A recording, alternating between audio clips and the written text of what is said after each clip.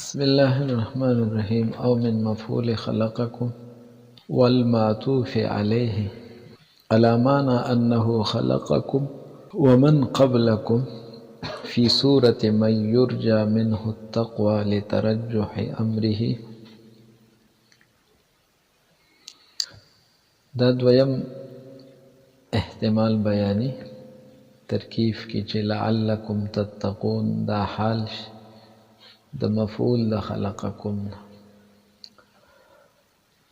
والمعطوف علیه او د هغه څیز نه کوم چې معطوف ته په دک مفعول به باندې چې والذین من قبلکم معطوف علیه نه یادي معطوف یادي ها سیادي ذکر خلقکم کی کم مفعول به معطوف علیه شو والذین من قبلکم دا معطوف شو علیه پاغی باندې دا علیه دا معطوف حصہ نه ده ها پوهیږئ یعنی دا معطوف علیه او دا معطوف دواړو نه بس شي حال شي بیا به دومره وکړئ چې والذین من قبلکم کی کوم عامواله مونږ کړو چې دا شامل له هر هغه سیسته چې د انسان ذاتن مخکې دی یا زمانن پوهیږئ نو دې کې خو بیا هر څه راتلی پوهیږئ چې د انسان نه مخکې څومره څیزونه فایده دي او دغه ټول څیزونه یا د انسان وجود په موقوف دی یا د انسان زمانن مخکې دي نو ټولو ته شامل ذی عقل او غیر ذی عقل ته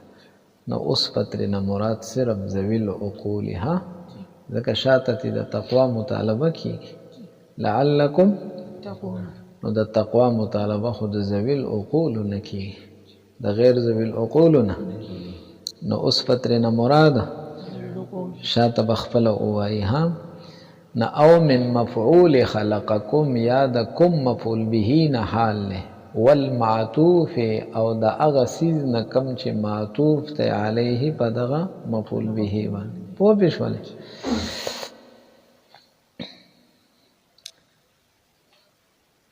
نو څه معنا به شي حفیظ صاحب خلقکم الله تاسو پیدا کړی په داسې حال کې په داسې چې ستاسو نه طلب د تقوا کیږي ستاسو نه لعلکم تتقون په داسې حال کې پیدا کړی چې ستاسو نه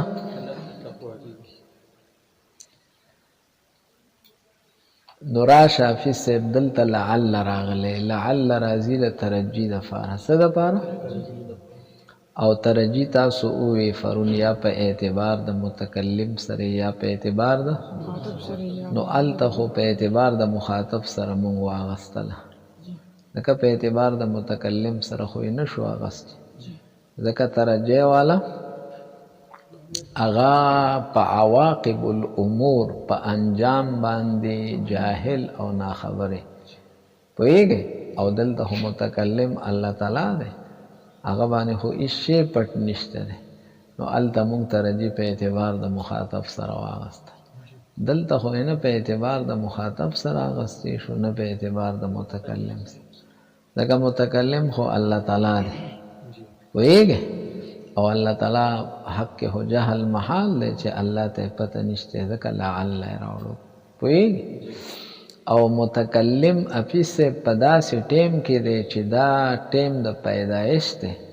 نو کوم ټیم کې چې دی پیدا کیږي هغه ټیم کې دی په سم نه پوهیږي نه پوهیږي خلقکم تاسو پیدا کړی یې په داسې حال کې یعنی ستاسو د پیدایش په ټیم کې ستاسو نه د تقوا طلب کېدل نو هغه وخت کې خو تاسو پوهېدلی نو که ترجیح مونږ په اعتبار د مخاطب سره والو نو مخاطب خدا غا ټیم کې والله اخرجکم من بطون امهاتکم لا تعلمون شیئا هغه وخت کې خو سړی په سم نه پوهېږي چې په سم نه پوهېږي نو هغه ټیم کې خو هغه ترجیح نشي کولی پوهېږئ هغه تمه امید هم نشي کولی چې یاره دا کار دی وشي داسې پوهېږئ نو اوس به څه کو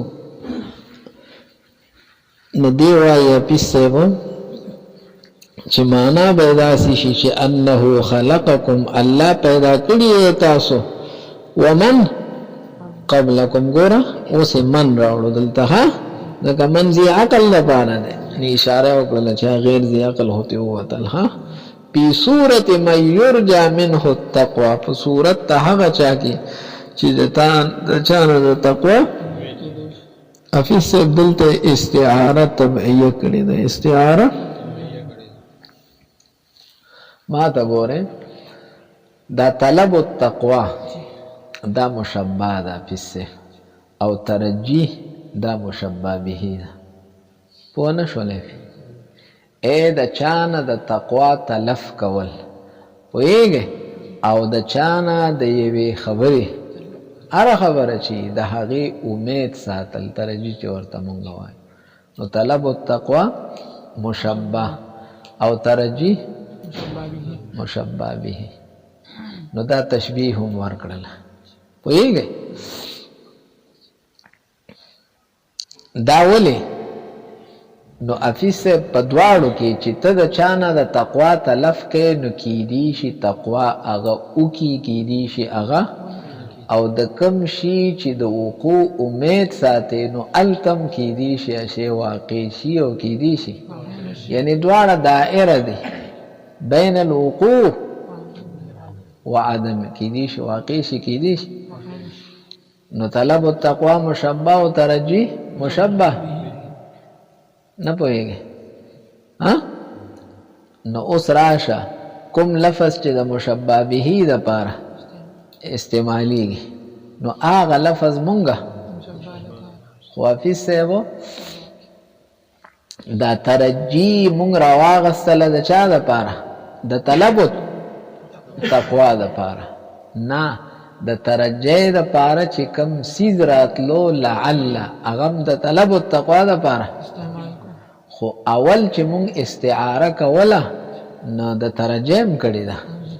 ځکه لعل خو حرف ته او حرف خو غیر مستقل بالمفهومیت نه استعاره خو بدا هغه سیس کې چې هغه مستقل بالمفهومیت نو په فعل او په حرف کې استعاره طبيعي ها فعل کې چې ته استعاره کوي نه په تبع د مصدر کې بکه نه په حرف کې چې ته استعاره کوي نه په تبع د متعلق کې بکه د لعل چې د کوم شي سره تعلق ته کومه معنا لري د غیب نو د لعل د بار خو ترجی راځي نو پوه نه شولې نو حفیظ صاحب دلته دا لعل چې راغلی دا ترجی دا حقیقتا نه راغلی استعارتا راغلی نو هغه اشکال ختم شو ترجی نه په اعتبار ده متکلم سره غسل شي نه په اعتبار ده او نه په اعتبار پوه شولې په خبره باندې نه دا په طریقې د سر راغلی استعاره نو لعل دلته مستعار ده څه ده د څه لپاره او د خپل معنا نه مونږ راغسته د خپل معنا یې څه د ترجی دا غي نه مونږ د طلب التقوا د لپاره راغسته پوه به نه شولې ها نه عبارت تګوره انه خلقکم الله تاسو پیدا کړی او هغه څوک چې تاسو نه مخ کې دی په صورت من په صورت ته هغه چا کې یرجا منه تقوا یرجا چې داغه نه د تقوا حفیظ صاحب د آیات کریمه خلاصه بداشي چې الله تعالی د مکلفین سره داسې کار کړی دی داسې کدای د بل چا سره کړی وي نو داغه نه به خامها د تقوا څخه کېدلو امید کېدلو ها څه کېدلو پوه نه شولې نو ستاسو حاشیې لیکي الله دی له قدرت ته خیر او د شر ورکړی دی او عقلونه ولا ورکړي دي کنه او د دې څومره عذرونه دي هغه ورل ټول څه کړي دي ختم کړي دي کنه د انبیاء علیهم الصلاۃ والسلام سلسله د کائناتو کې خپل چې کم دینو دلایل وضع کول دا ټول د څه د پاره دي د دې د پاره دي چې دا طلب التقوا ستانه کیږي پوهیږي نو د دې ايدي اسباب شته ده ها د دې اے د دې تقوا د موجودېدو اسباب شته دی، دواعي شته دی. ټیک ته دی بل طرف ته دا نور دغه هم شته دی، هغه به بل خوا اړي چې دی د خدای نه ونه یېرېږي. پوهېږې نه خپله درته وایي لترجح امره. ځکه حافظ صاحب چې د تقوا امر څه دی؟ راجح دی. څنګه راجح دی؟ باجتماع اسبابه. ځکه د تقوا چې څومره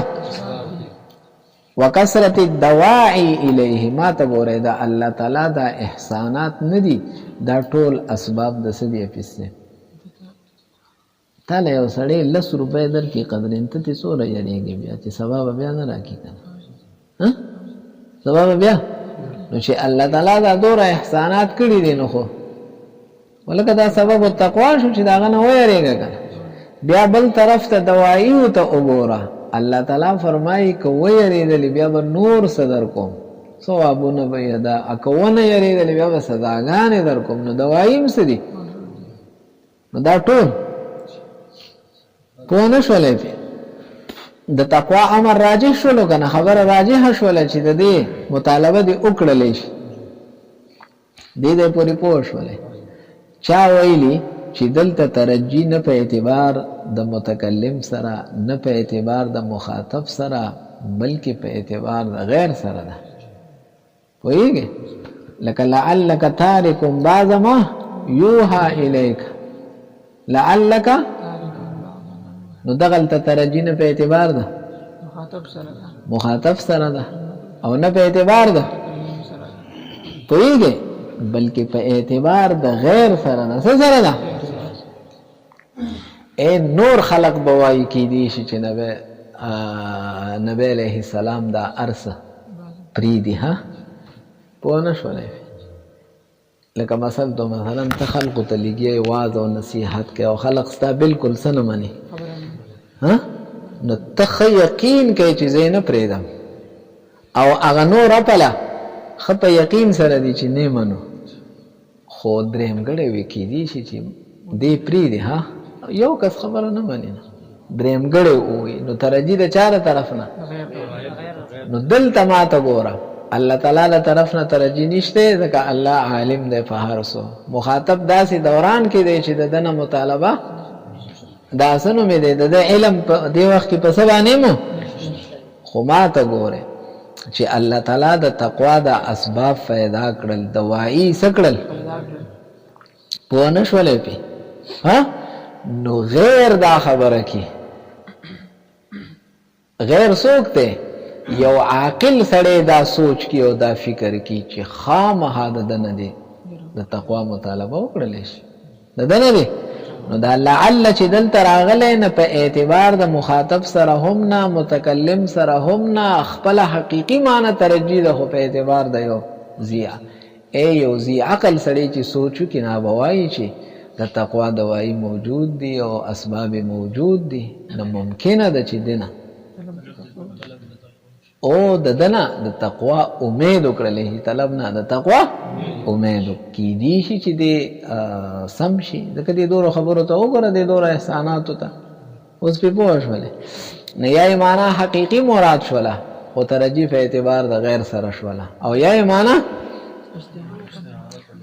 وغلب المخاطبین، او مخاطبینو ته غلبه ورکړې ده علی الغائبین. پس کې فلعلکم کې ها ولې دا خطاب خو یوازې حاضر ته نه دی، لعلکم و ایاهم یتقون، دې دپاره چې تاسو هغوی ټولو پوه نه شولې. نغلب المخاطبین علی صرف په لفظ کې ها، او المعنى على ارادتهم جميعا، او معنا په معنا کې ټول مراد دی. ها اے خلقکم کې صرف کم لفظ د مخاطب راغلی دی، او معنا د مخاطب ده، هم د څه ده. وقیل ویلی شوي دي چې تعلیل للخلق، دا لعل اپیس صرف د تعلیل دپاره دی، او دا د خلق دپاره څه بیانې؟ علت پیدا کړي نو د څه دپاره؟ اے خلقکم لیکئ پیدا کړي دې دپاره چې تاسو د الله نه، کما قال تعالی لك الله تعالی فرمایي اعوذ بالله من الشیطان الرجیم وما خلقت الجن والانس الا انسان او پیری خدای نه دی پیدا کړی مگر د خپل. نو دلته وګوره دلته الله تاسو پیدا کړی لعلکم صدا پارا. نو الته وګوره عبادت ته پارا پیدا کړی دلته د یاري نه پارا. نو یاره خو عبادت ته عبادت یاره ده کنه. عبادت څوک کی چې څوک یریږي نه هغه عبادت کی. یو بل خو جدا جدا خبرې نه دي. نو دلته لام د تعلیل لپاره شو. الته خدا یو خبره چې فی صاحب د الله تعالی افعال هغه معلل بالغرض نه دي. ها پوهیږئ معلل چې معلل بالغرض نه دي. نو دلته خو خلقکم دا خلق د خدای فعل له او غرض بیان شو چې لعلکم تتقون. نو دی وایي فی صاحب چې اصل کې یو دی فی صاحب غرض او بل دی حکمت او ثمره. نو دا الله تعالی افعال معلل بالاغراض نه دي. معلل خو دا الله تعالی افعال معلل بمصالح العباد دي. ها کوئیږي. نو دلته بس الله تاسو پیدا کړی د څه دپاره؟ دې دپاره چې تاسو د الله نه ویریږئ. پوهیږئ. او الله تعالی تاسو پیدا کړی په دې پیدا کولو کې د خدای غرض نه مصلحت سو مصلحت ستاسو کم مصلحت ته کتلی لعلکم تتقون. تاسو په نه شولې. نو غرض ته ویل کیږي چې پیسه ستا پیل په کم شي موقوف ده. پیل نو کې تاسو ویل شي او ستا فاعل چې پیسه کمال ترسیږي. نو د کم سیز د وجه نه چې په دې فعل کې کمال ترسیږي هغه ته سویل شي غرض. لکه تاسو ټول دلته راغلی نو تاسو دا راتلل بکله کاملی که علم سموک جو کامل اگه سمونو شو نه پوهیږي. نو تاسو غرض هم دکا حصول علم دی کنه. که علم حاصل شو جو دا فعل سره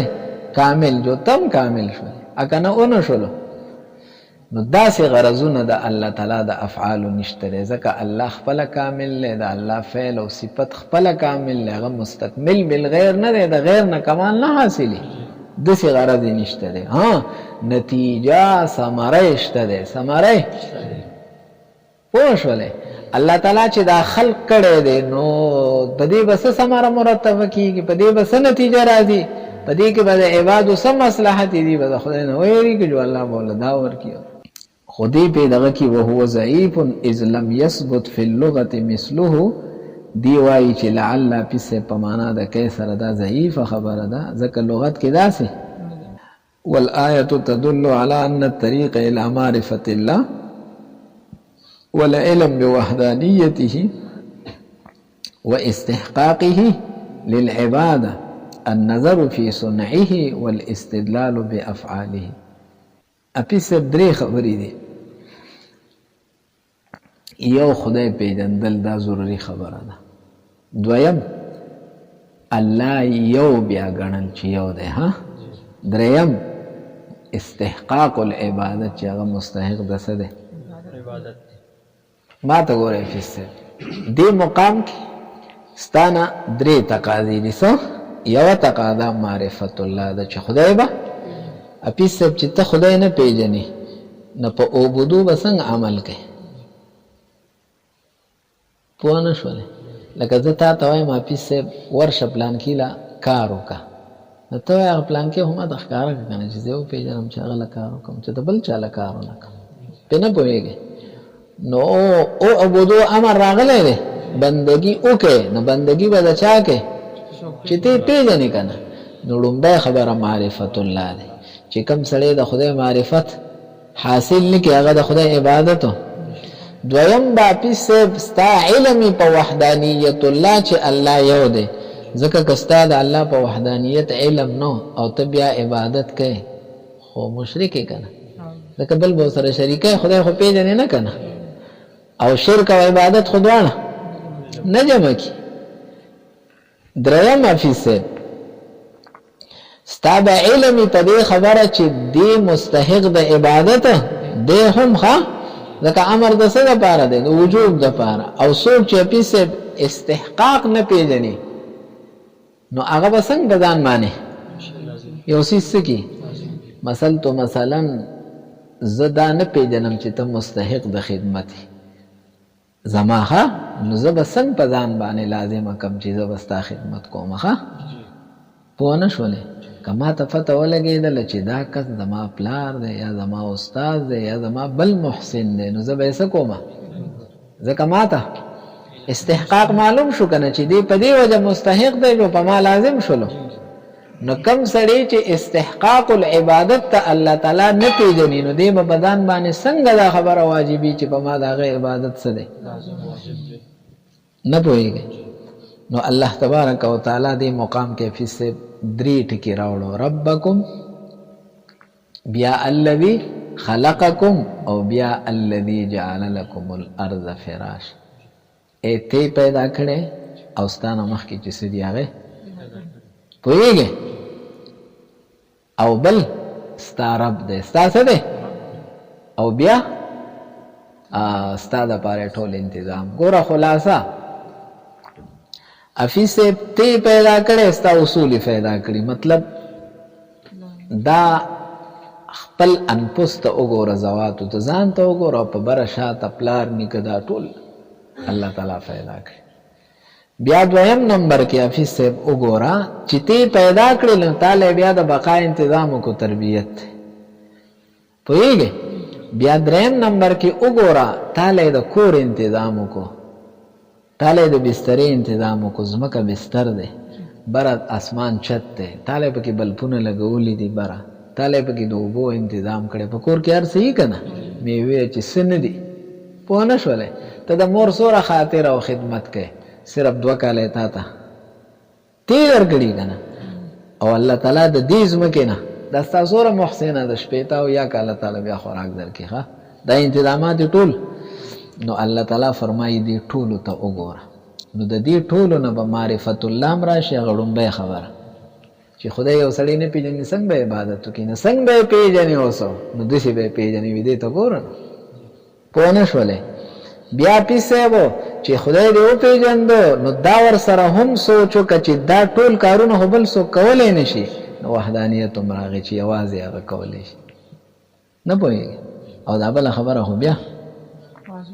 په ښکاره شوله چې دا دوره احسانات دي نو مستحق بیا څوک دی نو هغه 3 واړه خبرې خو دا 3 واړه خبرې به څه نه راځي د هغې په شان سمون بکمون کېږي به نه دې ته به سوچ کوې بره کته یو سسته کائنات کې به دا والآیت تدل آیات کریمه دلالت کی چې علی ان طریق الی معرفت الله تعالی لاره د خدای معرفت ته او لاره او علم ته په وحدانیت ته الله تعالی باندې چې ستا علم د خدای په او استحقاقه للعبادت او ستا علم راشي په دې خبره چې الله مستحق د عبادت ته د دې ټولو لاره څه ده النظر فی صنعه د الله په صنع کې به فی سبسکه د الله تعالی کارونو کې وسکه والاستدلال بافعاله او د الله تعالی په افعالو کې وسکه نو تربیت ته وګوره خلق ته وګوره او شاته بیا جعل ته وګوره ها ربکم کی تربیت شلو خلقکم کی خلق شلو جعل لكم الارض فراشا والسماء بناغي کی جعل شلو څه شلو نو دا ټول